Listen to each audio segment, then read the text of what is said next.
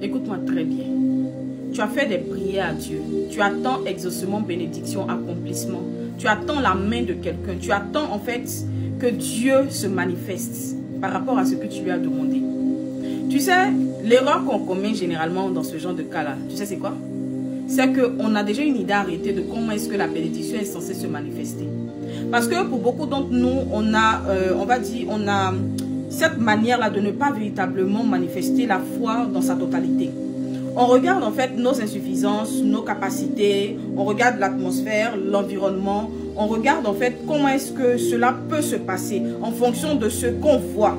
Or, ce n'est pas à un homme on demande à l'Éternel.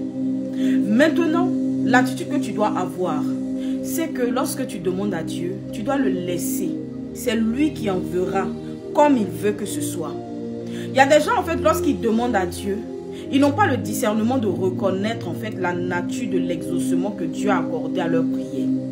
Il y a des gens à qui Dieu a répondu. Ils ont prié, Dieu a répondu. Mais quand l'exaucement est venu, ils ont minimisé. L'exaucement en question, ils l'ont minimisé. D'autres même ont chassé l'exaucement sans s'en rendre compte. Parce qu'ils se sont dit non, normalement ça ne peut pas prendre cette forme-là. Normalement c'est des choses qui doivent, ça doit être protocolaire, solennel. Ça doit venir sur des chevaux. Je veux dire, quand je dis chevaux, ça doit venir, genre, quand tu regardes, tu sens que oui, ça vient de... Non. Quand tu rentres dans la Bible, tu prends 1 Roi 17, verset 6. La Bible nous dit que l'Éternel a choisi des corbeaux pour nourrir Élie, le prophète. Normalement, pour la nourriture, quand on parle de corbeaux déjà là, toi et moi, on sait.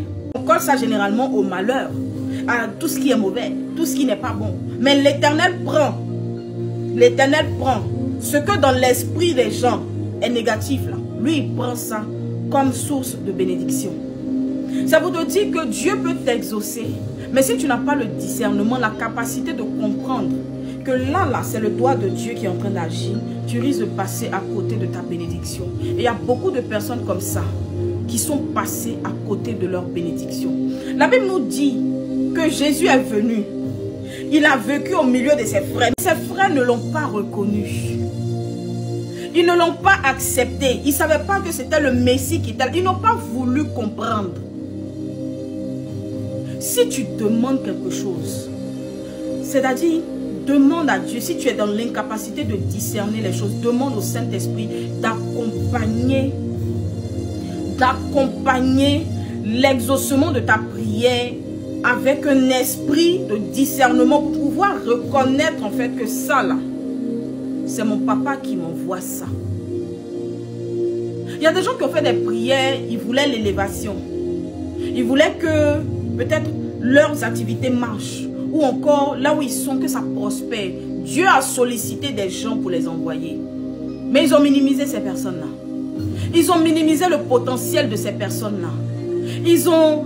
Ça dit, ça a été comme un acquis. C'est trop... Non. Il y a des gens, vous allez les voir comme ça. Ne les voyez pas comme ça. C'est des gens qui sont chargés. Ça dit que l'exaucement que tu attends là, eux là, ils ont ça à rabord. Ils ont... Ils sont bêtes. Et puis Dieu les prend et puis les dépose dans ta vie. Si tu as la capacité de reconnaître que ça c'est Dieu qui m'envoie, tu sauras comment est-ce que tu vas en fait, tu vas pouvoir mettre à profit cet exaucement.